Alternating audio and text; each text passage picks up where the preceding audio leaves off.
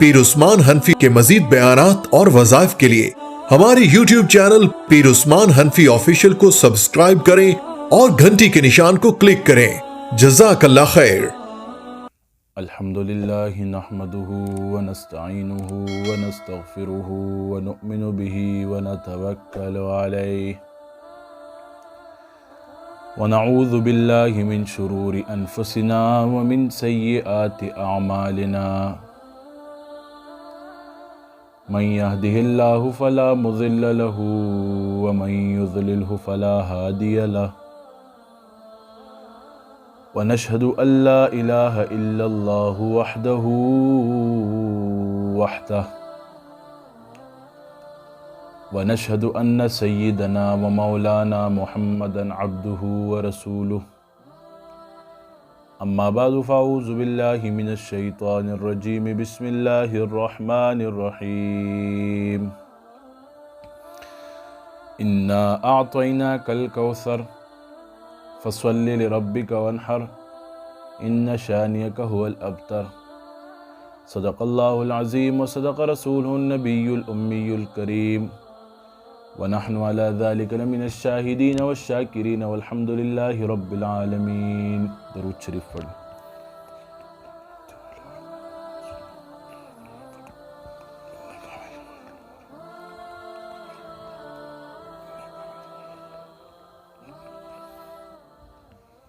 کی محمد سے وفا تو نے تو ہم تیرے ہیں، کی محمد سے وفا تو نے تو ہم تیرے ہیں، یہ جہاں چیز کیا ہے لوح و قلم تیرے ہیں۔ میرے انتہائی واجب الاحترام عزیز ساتھیوں، آج تو سب ساتھیوں کی فرمائش تھی کہ آپ پشتو میں بیان کریں کیونکہ گاؤں کے ساتھی بہت تشریف لائے ہیں۔ تو میرے بھائیو دوستو، قومی زبان کو اہمیت دینے کی وجہ سے اردو میں ہی بات ہوتی ہے، اکثر میں اردو میں ہی بیان کرتا ہوتا ہوں، اصلاحی بات ہو جو بھی ہو جہاں بھی جاؤں، اس حد تک کہ مردان میں کہیں بیان ہو میرا، ثوابی میں کہیں بیان ہو، کوہاٹ میں کہیں بیان ہو، جہاں بھی بیان ہو تو کہ بکی کے جس اضلاع میں، حالانکہ وہاں سارے پختون ہمارے برادری کے لوگ ہوتے ہیں، لیکن وہاں بھی میں بیان اردو میں ہی کرتا ہوں، بیچ بیچ میں سمجھاتا ہوں پشتو میں۔ میرے بھائیو دوستو، انسان کو اگر آپ پھرکنا چاہتے ہیں، کیا کرنا چاہتے ہیں؟ پرکھنا چاہتے ہیں، اس کو جانچنا چاہتے ہیں، اس کو دیکھنا چاہتے ہیں کہ یہ انسان کیسا ہے، تو آپ نیت پر تو فیصلہ نہیں کر سکتے کہ اس کی نیت کیا ہے، کیا اس کی نیت پہ تو آپ، کیونکہ نیت کے حال سے اللہ واقف ہے، تو آپ اس کے ساتھ معاملہ کر کے دیکھیں گے کہ یہ بندہ کیسا ہے اور کتنے پانی میں ہے۔ اگر معاملات میں وہ ٹھیک نکل آیا تو انسان صحیح ہے، اور اگر ایک بندے کے معاملہ ہی ٹھیک نہ ہو تو وہ تو ٹھیک نہیں ہے۔ ہمارے کابرین فرماتے ہیں کہ انما الاعمال بالنیات کے ساتھ معاملات کی ضرورت ہے۔ نیت سے تو اللہ واقف ہے، کیا نیت سے اللہ واقف ہے؟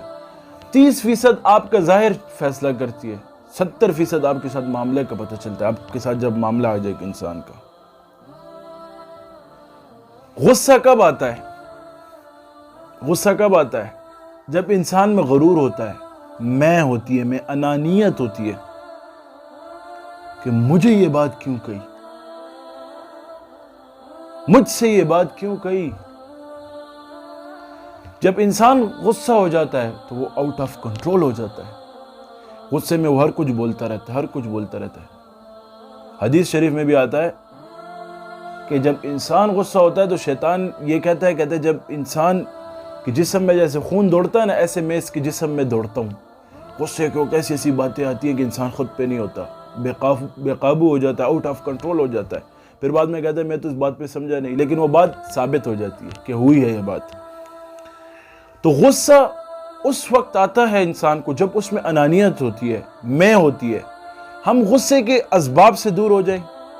جن وجوہات پہ ہمیں غصہ آتا ہے، میرے بھائیوں، یہ آواز میری بہنیں بھی سن رہی ہوں گی، جن اسباب کی وجہ سے ہمیں غصہ آتا ہے ہم وہ اسباب بھی خود سے دور کر لیں۔ ابھی ہمارے ماتھے پہ 12 بجے ہوں گے، میں سے دیکھ رہے ہوں گے کہ ایسے مجلس میں بیٹھے ہوں گے غصے سے، تو اگلا کہے گا یار یہ تو بہت خطرناک بندہ ہے۔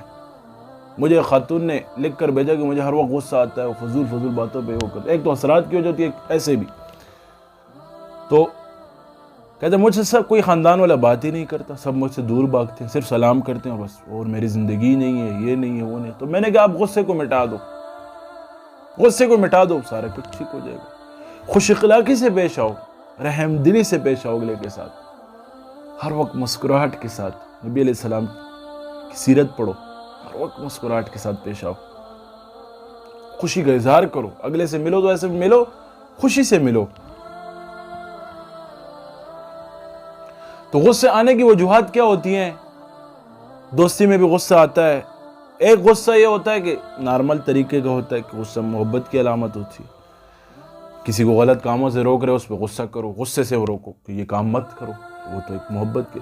ایک غصہ ایسے ہوتا ہے کہ بندہ بس بولتا ہے اور سمجھ نہیں آتا اس کو میں کیا بول رہا ہوں۔ تو ان چیزوں سے دور رہو، خود انا کو ختم کرو، میں کچھ نہیں کر سکتا، یہ میں کا لفظ، بکری میں کرتی ہے اس کو آخر میں ذبح کیا جاتا ہے۔ یہ میں کے لفظ سے دور ہو جاؤ، کیا ہو جاؤ؟ دور ہو جاؤ، خود بھی دور ہو جاؤ، اپنی اولادوں کو بھی دور رکھو، خود بھی ٹھیک ہو جاؤ، اپنی اولادوں کو بھی ٹھیک کرو، خود اپنی تربیت۔ آپ بھی ہماری اگر مثال عمر گزر گئی ہے، کوئی 40-50 سال کی عمر کا ہے، اس کی عمر گزر گئی 50-60 سال کی عمر کا ہے، تو وہ اپنی تربیت نیک لوگوں کی صحبت میں جا کے کرے گا۔ کیا کرے گا؟ نیک لوگوں کی صحبت میں بیٹھے گا، اس صحبت کو اختیار کرے گا، تب اس کی ٹھیک ہوگی، اور ان کی صحبت سے سیکھ کر اپنی اولادوں کو ٹھیک کرے گا۔ کیا کرے گا؟ اپنی اولادوں کو ٹھیک کرے گا۔ اولاد کی تربیت اس وقت بہت زیادہ ضروری ہے۔ چین اور سکون کب ملتا ہے پتہ آپ کو؟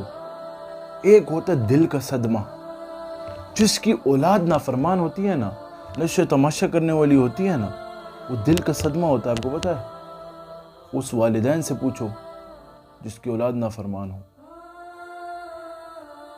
کیا ہو؟ جس کی اولاد نافرمان ہو، جس کی بات نہ مانتی، اور ان والدین سے پوچھو جن کی اولاد نیک ہو، والدین کی ہر بات مانتی ہو۔ ان دونوں میں بہت فرق ہے، زمین اور آسمان کا۔ نیک اولاد قبر میں بھی آپ کے پکا رہے گی، حشر میں بھی آپ کے پکا رہے گی، آپ مر جاؤ گے تب بھی آپ کے پکا رہے گی۔ نماز آپ وہ پڑھے گا، آپ مرے ہوگے ثواب آپ کو ملے گا، قرآن وہ پڑھے گا ثواب آپ کو ملے گا، ذکر کرے گا ثواب آپ کو ملے گا، اذکار کرے گا ثواب آپ کو ملے گا۔ کیوں؟ آپ اس کے ذریعہ تھے۔ تو اولادوں کو نیکی سے مت روکو۔ ابھی ایک بندہ بولتا ہے کہ ہر محفل ایک طرح کی نہیں ہوتی، کسی محفل میں ٹوپی پہننی چاہیے، کسی محفل میں کپڑے نہیں پہننے چاہیے۔ یہ غلط بات ہے۔ ہر محفل میں سنت کو زندہ کرو، ہر محفل میں سنت کو فالو کرو۔ میں آپ کو باخدا یہ بات کرتا ہوں، کیا باخدا قسم اٹھا کے میں یہ بات آپ کو آج کروں کہ کفار نے ہمارے نبی علیہ السلام کی سنتوں کو فالو کیا ہوا ہے، عمر اللہ کو فالو کیا ہوا ہے، آج وہ کامیابیوں کی طرف گامزن ہے، رواں ہیں۔ دنیا میں، آخرت میں ان کا کوئی حصہ نہیں، لیکن دنیا میں تو فائدہ اٹھا رہے ہیں نا۔ ہمیں تو سنت ملی، ہمیں تو ان کے طریقے ملی ہیں، دنیا میں بھی کامیابی، آخرت میں بھی کامیابی۔ یہ کون سی بات ہے کہ یہ محفل اس ٹوپی پہننے کی ہے، یہ محفل کپڑے پہننے کی ہے، یہ محفل نہیں ہے؟ یہ کون سی باتیں کر رہے ہیں؟ ہم اتنا فلاسفر ہو گئے، شریعت سے ہم اتنے واقف ہیں کہ یہ باتیں ہم کرنا شروع ہو جاتی ہیں۔ اپنے عقائد درست رکھو، اپنے قبلوں کو درست رکھو، حالات کے ساتھ خود کو نہ بدلو۔ حالات جیسے بھی ہوں اللہ پر گمان رکھو، حالات جیسے بھی ہوں، جو ان سے تقریب ہو، شادی ہو، بیاہ ہو، جو ہو، سنت کو آپ فالو کرو۔ میں خدا کی قسم اٹھا کے کہتا ہوں، کامیابی آپ کے قدم چومے گی۔ اگر آپ نے سنتوں کو فالو کرنا شروع کر دیا، میں اللہ رب العزت کے جلال کی قسم اٹھا کے کہتا ہوں، اگر آپ نے اس جگہ پہ سنت کو زندہ کیا جس جگہ پہ سنت زندہ کرنے کے سوچ بھی کسی کی نہیں تھی، تو میں آپ کو خدا کی قسم اٹھا کے کہہ رہا ہوں، قیامت کے دن نبی علیہ السلام آپ پہ فخر کریں گے اور یہ کامیابی آپ کے قدم چومے گی۔ جب اولاد کو آپ لوگ خود بگاڑتے ہو، پھر ہمارے پاس آتے ہو، پھر کہتے ہو عاملین سے رجوع کرو، پھر کہتے ہو علماء سے رجوع کرو کہ ہماری اولاد بگڑ رہی ہے۔ اور جب کوئی ٹھیک طرف جا رہی ہوتی ہے اس کو نیک راستوں سے روکتے ہو. یہ چیزیں غلط ہیں ہمارے اندر. یہ چیزیں اپنے دل و دماغ سے مٹا دینے چاہیے. میں آج بیان کے توسط سے, یہ جو کیمرے لگے ہوئے ان کے توسط سے بات کرنا چاہ رہا ہوں. یہ چیزیں اپنے اندر سے مٹاؤ, ختم کرو. کیا کرو؟ اس کو بالکل صفا کرو, ریموو کرو. ایک واقعہ سن رہا تھا, ایک شخص کا ایک بیٹا پیدا ہوا, دوسرا پیدا ہوا, تیسرا پیدا ہوا. تو والدہ, اس خاوند جو تھا, اس کی جو بیوی تھی وہ نیک تھی, ان بچوں کی والدہ نیک تھی. تو اس کے خاوند نے وہ کیا, ضد کی کہ میں ایک بڑے بیٹے کو ڈاکٹر بناؤں گا, دوسرے کو پولیس بناؤں گا, تیسرے کو بھی یہ بناؤں گا. تو ایک کو ڈاکٹر بنا لیا, دوسرے کو پولیس بنانے کی طرف, تعلیم کی طرف, اور یونیورسٹیوں میں اور کالجز میں پڑھانے بٹھا دیا. یہ واقعہ سنو, غور سے سنو آج. تو جب تیسرے بیٹے کا نمبر آیا تو والدہ نے ضد شروع کر دی کہ یار آپ نے دو, اس کے بچوں کی والدہ نے اور اس کہ آپ نے ایک بیٹے کو ڈاکٹری کی طرف بھیج دیا, دوسرے کو آپ نے پولیس کی طرف رجوع کر دیا, اس کو یعنی پولیس بنانے کی طرف آپ نے, اس مقصد میں بھی آپ کامیاب ہو رہے ہیں اور ہوں گے. تو ایک کو میری طرف چھوڑ دو, میں حافظ القرآن بناؤں گی. کیا کروں گی؟ حافظ القرآن بناؤں گی. تو ادھر سے وہ, اس کا باپ جو تھا بچوں کا, وہ دنیا دار ٹائپ تھا. وہ بولتا حافظ القرآن ہوگا, کھائے گا کہاں سے, یہ کیا کرے گا, اس کی تربیت ٹھیک نہیں ہوگی, اس نے دنیا نہیں دیکھی ہوگی. یہ باتیں میری سنو, آج میں درد دل سے بیان کر رہا ہوں. کیا درد دل سے آج میں اس بات کو بیان کر رہا ہوں. تو اس نے کہا, کیا کہا کہ چلو یہ ایک بیٹا آپ کو دے دیتا ہوں. اس عورت نے اس بچوں کو مدرسے بٹھایا, قرآن ختم ہوا, حفظ شروع کیا, علم شروع کیا. اتنے میں بڑا بیٹا ڈاکٹر بن گیا, دوسرا پولیس افسر بن گیا. ایک دن دونوں یہ بیٹھے ہوئے ہیں میاں بیوی, اور آپس میں یہ کر رہے ہیں کہ آؤ ہم بچوں کا آج امتحان لیتے ہیں. ویراج منگ د ماشومان خپل د بچو امتحان الو سکو امتحان الو. تو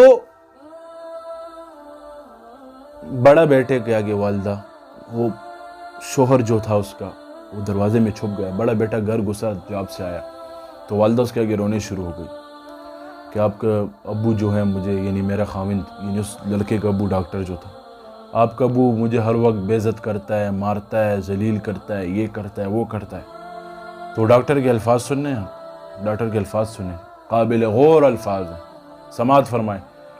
ڈاکٹر نے بولا کہ مورے سے ٹینشن لے مڑا, ماں کیا ٹینشن لیتی ہو, ایسی سوئی لگاؤں گا داس استنا بوام دے پلارتا, ایسی سوئی لگاؤں گا کہ یہ مر جائے گا, زہر کی سوئی لگاؤں گا. وہ بھی والد سن رہا ہے. دوسرے دن پولیس کا امتحان کا نمبر آیا. جب پولیس کے امتحان کا نمبر آیا, پولیس سے پوچھا کہ آپ, رونے شروع ہو گئی اس کی والدہ, جیسی گیٹ میں گھسی کہ آپ کے والد مجھے مارتے ہیں, ڈانٹتے ہیں, یہ کرتے ہیں, وہ کرتے ہیں. تو اس نے بولا مورے سا ٹینشن لے, امی کیا ٹینشن لیتی ہو, اس کو ایسے جگہ پہ غائب کر دوں گا کہ یہ یاد رکھے گا, اور آخر میں اس کی سزائے موت ہوگی.